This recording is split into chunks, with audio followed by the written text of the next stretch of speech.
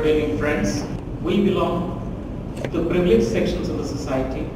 Perhaps not even 1% of the country has the kind of benefits we have got, be it in terms of education, be it in terms of the social status we have, the opportunities, the access to opportunities which we have. So it is our duty to give something back to the society. I belong to 1983 batch of the civil services. I belong to IRS, Indian Railway Account Service. I worked in Indian Railways for about 2 decades. I got fed up with Indian Railways. We were on the brink of collapse. Practically, we did not have, the country did not have enough foreign exchange equivalent to even 15 days of imports. Then, the then Prime Minister, Mr. P.V. Narasimha, a great Prime Minister, people used to make fun of him that he would never make up his mind, he would never take any decision. But some of the boldest decisions in this country he had taken. At that time, Dr. Manmohan Singh was his finance minister because he realized that actually enough was enough. Okay? This country cannot be run like this. So he brought a rank outsider, not a politician. Dr. Manmohan Singh was an economist as the finance minister of the country. Till then, there was a black instrument called telephone which never worked. There were only 2 cars. One was Ambassador, the other one was Premier Padmini. Okay, these were the only things. You had to be in queue even if you wanted those days, the most sought after commodity called Bajaj scooter.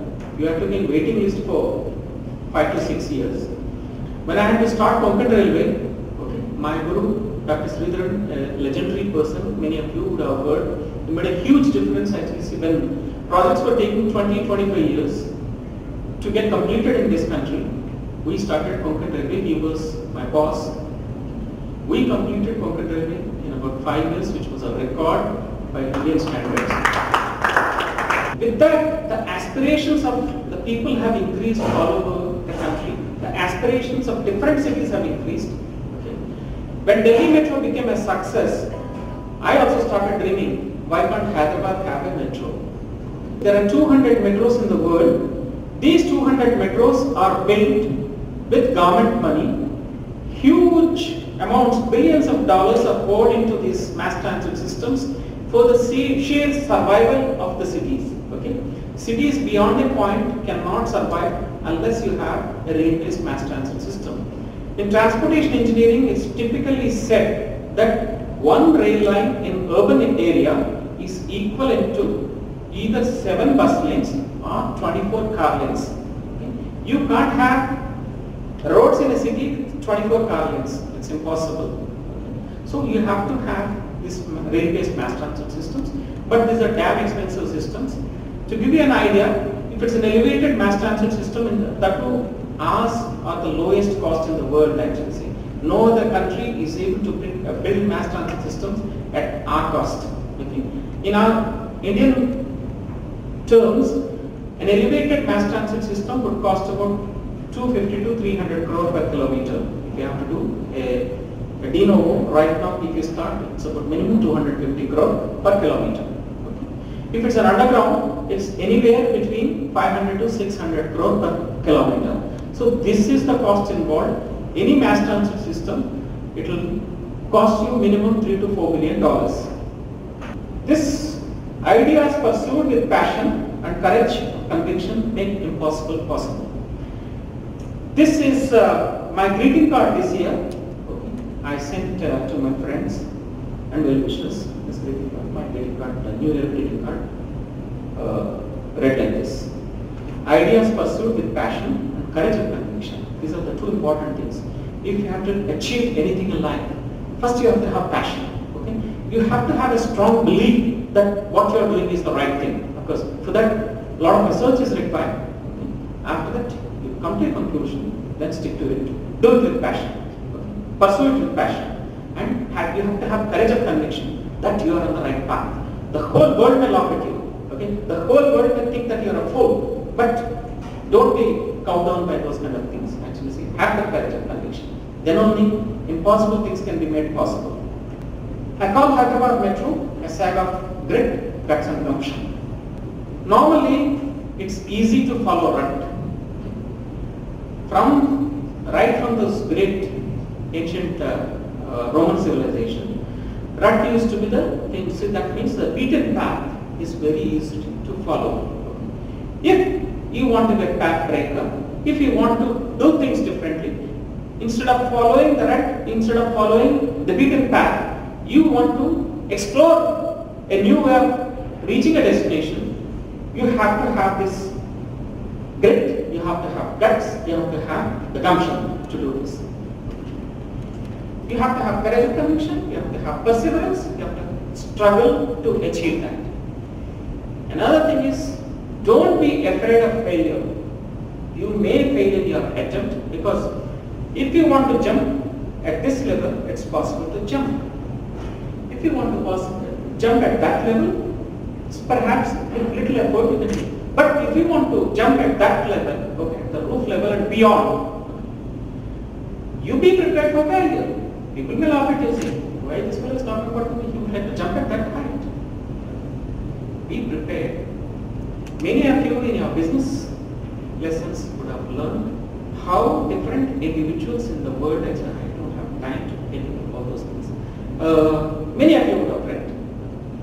Every extraordinary feat that is achieved on earth, it's because of this kind of a passion, because of this kind of a conviction, because you keep on raising the bar, you keep on striving hard to achieve that kind of a thing with the raised bar. Okay. So be prepared for failure. It happened to me.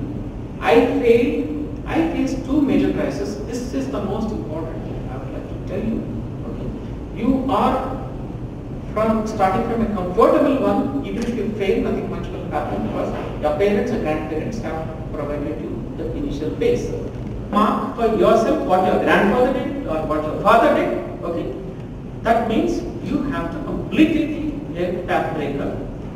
You have to choose your own path.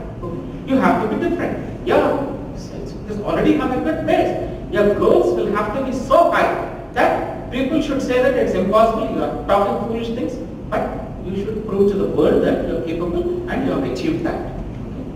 So this project, Hyderabad Metro Rail project, more than $2 billion project, $2.3 billion project this is. So the main project cost is about 14,132 crore.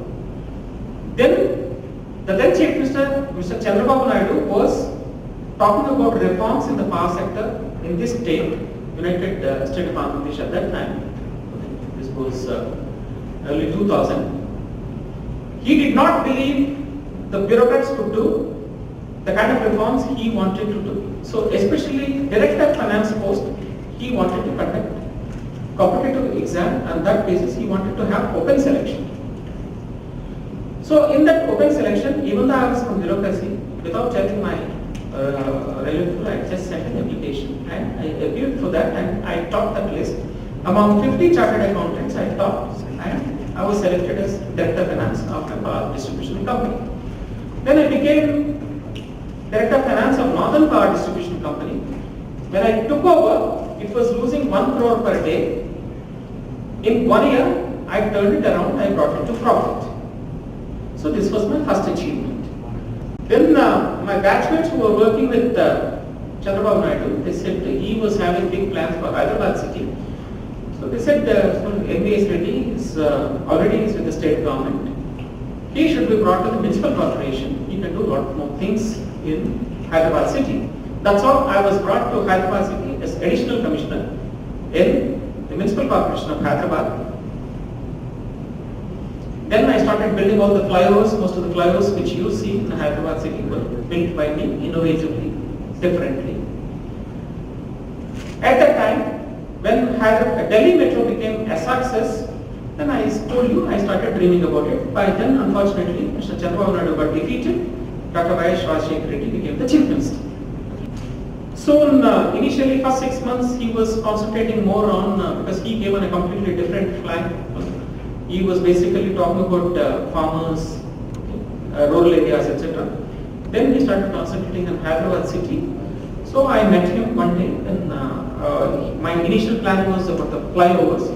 I successfully built the flyovers. He had confidence in me, developed the confidence. Then when I brought the topic, sir, I would like to build metro in Hyderabad. He said, you are welcome to build a metro, but you know my priorities are different. My priority is basically irrigation project. You must realize we are only at initial urbanization. Only 35% of India is in urban areas. Okay, 65% is in rural areas. Whereas world reached 80%, 90% urbanization. Many backward countries have crossed 50% urbanization. In the next 2 decades, right now, urban population in this country is 30 crore. In the next 2 decades, we will add another 30 crore to the urban population, the urban areas of this country. That means the urban population will become double. That means an America will be added to the urban areas of India. Imagine the kind of problems today itself for me to come from my office to Gachibowli. It took more than an hour. At 35% urbanization, this is the situation, and we are at initial levels of prosperity. Okay? Only 7 out of 1,000 people own cars in India. That is 0.7% of Indians own cars. Whereas in the developed countries, every second person owns a car. 40 to 50% of the people own cars. Rich people, even in India it's happening, most of you must be having minimum 4 or 5 cars in your family. Okay? Imagine if this situation, the prosperity levels, we are at initial levels of prosperity in this country. When the prosperity increases, imagine what will happen to the Indian roads, urban areas in India. Okay? We are sitting in a powder keg, we are not realizing. Unfortunately, the mistakes of the Western world actually we are not learning from lessons from the Western cities, and we are making, unfortunately, we are repeating the mistakes. We have to learn this. Public transportation is the only solution. Okay? Public transportation, to some extent, bus-based systems will take. Beyond that, you have to have railway systems. I told you the basic engineering principle. So you have to build. Then my challenge was this: how do I build a metro in Hyderabad under these circumstances? So PPP, as I told you, India did some extreme things. The telecom revolution that has happened in India, no other country has witnessed. Okay, 2 decades ago, we used to be one of the lowest tele densities in the world. We used to have the highest tariffs in the world. In 2 decades, after the privatization, after the reforms in telecom sector, today we are the second highest tele density in the world, next only to China, and we are the lowest tariffs in the world. Okay, the lowest telecom tariff in the world is actually Indian tariff, Indian telecom tariff. How did it happen? The revolution that has happened in Indian telecom, the revolution that has happened in IT sector, the revolution that has happened on Indian roads, okay, the national highways, how the things got transformed. This has happened only in India. India is capable of doing extreme things. Indians are capable of doing extreme things actually. Indians have proved to the world that they can do many things. They can achieve many things. Okay? But there's also at the same time a lot of chaos. So this kind of a situation, I embarked upon this project with the firm conviction that India has to prove to the rest of the world that India can do things differently. Okay. So it was a great struggle. No documents were available, as I told you. Full PPP, public-private partnership with mass transit systems was never attempted. They thought it's not possible. So the technical document I had to prepare. Then we produced what is called the manual of specifications and standards. It's the first of its kind in the world. Actually, we produced a technical document. That too, a technology-neutral document. Metro rail technology used to be an esoteric technology. A few European firms and a few Japanese firms used to dominate that. It's an oligopoly situation. We demystified metro rail technology. I produced it. Actually, I made it an open source document. It's available for anybody. Okay. We published this in the name of the then government of Andhra Pradesh. That was the thing. Similarly, Mr. Gajendra Haldia, who was a pioneer who worked with Dr. Manmohan Singh and Dr. Montek Singh Ahluwalia, who introduced reforms in this country, okay, power sector reforms. He was an IAS officer with a legal background. He was a lawyer. Okay. He also has contempt for most of the bureaucrats. He and I worked together to produce the concession agreement for the first time for a mass transit system, a proper concession agreement for mass transit system to be done in PPPs in the world. We have done that. Okay. Okay, with all that I went for bidding, technical document, concept, and financial model. I'm basically a finance guy. Okay. I worked with Deloitte and other firms, and we produced a financial model for the project. Okay. A lot of innovation we brought in. The main innovation I brought into this particular thing is that Hyderabad Metro was initially designed by Delhi Metro, my Guru Sridharan, as a government project. DPR was prepared, detailed project report was prepared as a government project. Okay. The same DPR I made use of. Only thing is that, as you see, learning from Singapore, Hong Kong, Tokyo, Taipei, which are profitable metro projects, they have observed that 50% of their earnings come from other than the fare box collection. Okay. So I made use of Delhi Metro said that actually for Hyderabad Metro we require 269 acres of land. Okay. The same 269 acres I retained, I said that actually let us commercially exploit the airspace of the 269 acres. Ground floor we use it for metro rail facilities. Commercially exploit the airspace, which Tokyo did it successfully 70 years ago. Later, Singapore, Hong Kong, and many now Western cities are also doing the same thing. As you see, if you enter any metro rail station, it's not a simple station. You'll have a 5-star hotel, you'll have malls, you'll have everything. As you say. Then second time again we went for rebidding. Luckily, we got L&T, one of the most reputed companies in the country, infrastructure giant. It has become the lowest bidder. But my problems did not end there. Okay, it was going on. I will start from there. It is an interesting, through some of the newspaper cuttings, I would like to take you through what kind of problems we faced, how we were made fun of. You can that took place in this country, okay, in this state and city. When international investors were coming to participate in my bid process, Hyderabad was burning, Tagpant was burning, okay.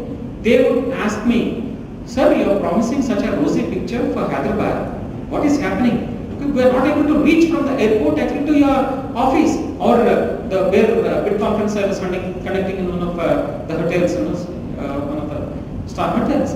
Well, should we fly down to Hyderabad? Please tell us. These are all reputed international firms actually. The best of the firms in the world that were participating in my bid process. This was the state of affairs. Anyway, ultimately, I could do that after 6 times postponement. Again extended again. Activists walk against metro rail project in Koti.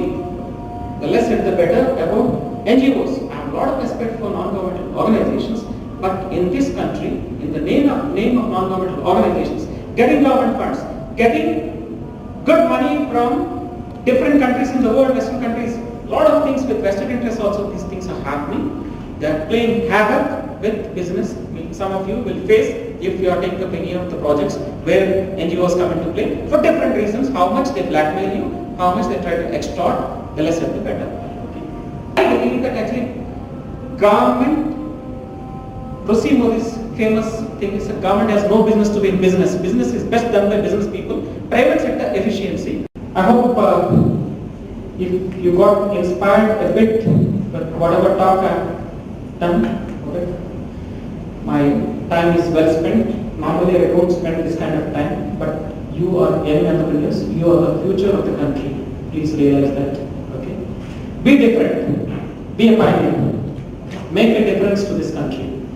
Why a great country like ours actually today we are in this bad shape. So all of us have to make the difference. Then only this country will again regain its past glory. Okay. With these words, I wish you all the best and thank you for listening to me. Thank you.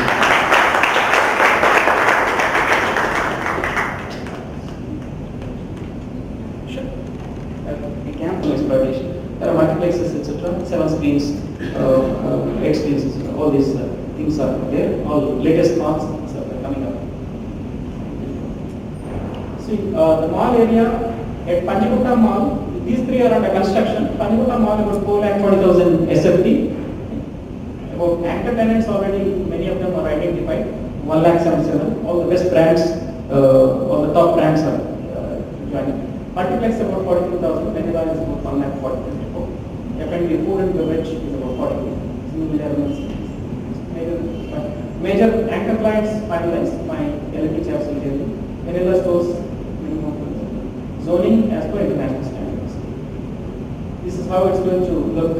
Panjagutta will have an office boundary block in 1 acre, 3 acres mall block, where 7 screens are there. metro will be managed to be like this.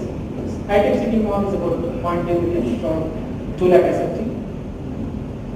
From the metro straight away you land at second or third floor, second floor level. This is Manzil, 3,50,000 SFT.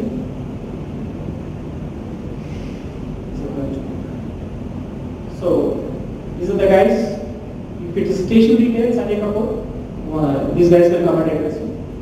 Given you. Okay. If it is malls and multiplexes, it is M.V. Krishna. He is the guy for these malls.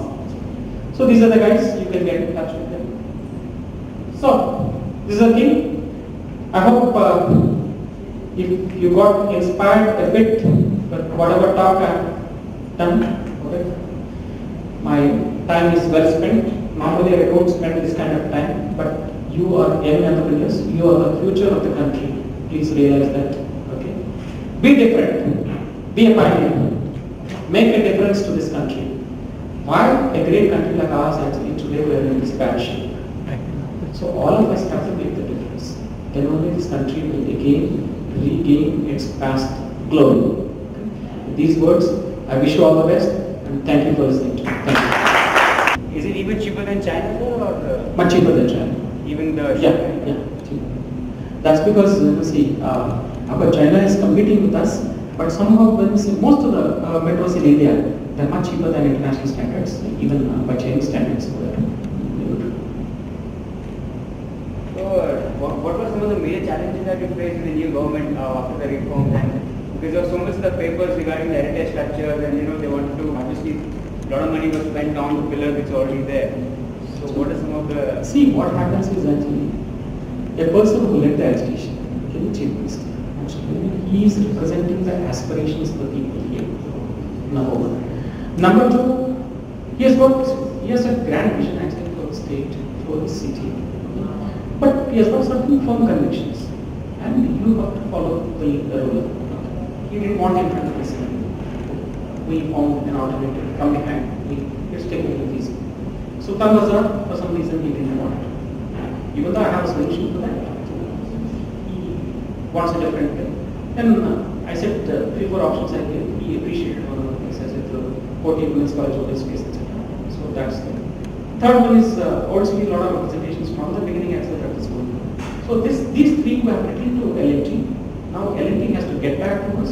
We fail to LNT. Whatever media may write, it doesn't matter. You know how media works actually. Okay. Fact is that actually our chief minister has got firm conviction. He says, yes, we want these changes, let them make the changes. Whatever the cost of the mitigate, we pay. So we are going to compensate LNT for the changes which we are asking, well expect asking for it. As you said, 90% of the cost of the project is raised by L&T. Yeah. Will L&T also play a role in the pricing of the tickets? Oh, it's like this. No, it's a part of the bid. In the beginning itself, we have froze the tickets actually.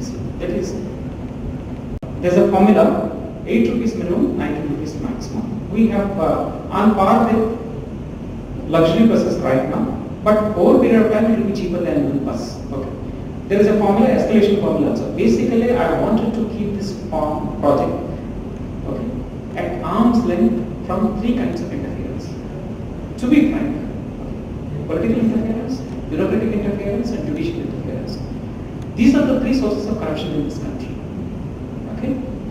So we want Haldia and I be very careful. Every clause of the concession agreement we thought so carefully. Nobody can interfere in this project. If what happens? Suddenly country becomes socialist. Plan for it. So in force majeure clauses, we introduce political force majeure for the first time. So there is a process. What happens if country becomes socialist? What happens? Suppose some government decides that I want to be free. Okay, why do my passengers, why my citizens should pay for metro? Fine. We make it free. This is the fair formula. Every year, escalation also was decided predetermined. Okay, 60% of the inflation will be automatically adjusted. Every first 15 years, every year 5% increase plus 60% of the inflation. Suppose there is 10% inflation in the country, that means 6% is allowed. 0.6 it will increase. That will be 10 rupees 60 paisa. Like this, we have so that the guy can calculate number one and nobody can interfere. Number two, if government wants some guy actually to go free, fine. If this would have been the cost, you reimburse. So this is the process actually. This is how we try to achieve. A lot of thinking has gone into it. This project actually it's going to be a model. People already they want me to come and give lectures, etc. They want to understand how we have done this actually. How we have to motivate itself is a wonder actually. So this is what actually we went in an objective way. We tried to balance government's interest, the public interest and the private sector. That's how you get it. See. There is what is called an equity risk reward analysis. Okay. The risk is to be allocated to the party that can best take the risk. Certain risks we took, right of way risk we took, land risk we took. Okay. But commercial risk I wanted them to take. Otherwise it would have become like some other projects where the manipulations take place. That's how the best will come out. I said the main purpose of this particular project as a PPP project is, apart from raising money is very important. I want private sector efficiency. I want private sector flexibility to come into this project. Okay. That's how I have designed it as a PPP project. Okay. Let's see. It's a test for me. Even today they ask me, sir, would you advocate, etc. If in any other city, a lot of cities, delegations, they send, I said, it requires a completely different kind of mindset. Actually. First of all, you have to have a bureaucrat who is committed. You have to have a government which is committed. Okay? And then you have to have a set of rules, etc. So I'm just keeping my fingers crossed and let us see this experiment. This experiment will prove to the rest of the world but how India deals with a major PPP project in especially this kind of sector, which is the risky sector.